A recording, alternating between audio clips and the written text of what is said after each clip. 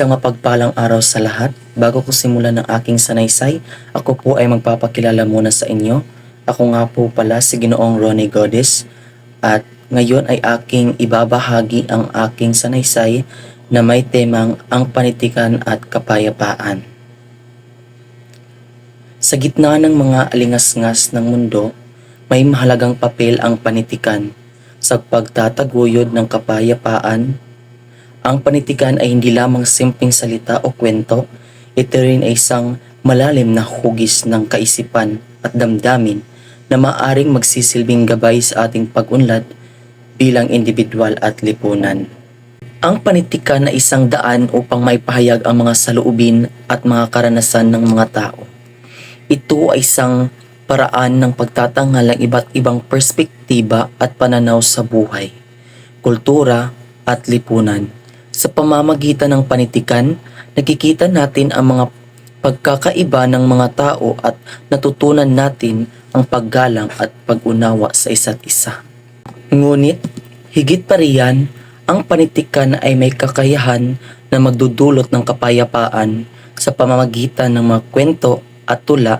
Natututo tayo na maunawaang ang kahalagahan ng iba na maaring maging simula ng pagkakaisa at respeto. Ang kapayapaan ay hindi lamang kawalan ng digmaan. Ito rin ang pagkakaroon ng pagkakaunawaan at pagtutulungan sa bawat sektor ng lipunan.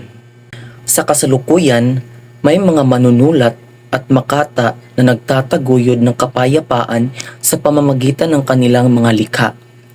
Ang kanilang mga akda ay nagbibigay diin sa kahalagahan ng pagkakaisa at pagrerespeto.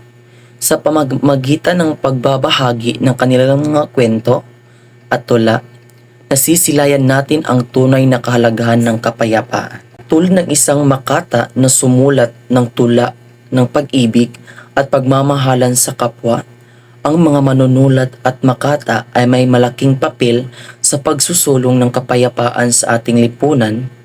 Hindi hadlang ang wika, kultura o pananampalataya sa pagbibigay diin ng ating pagkakaisa at pagmamahalan.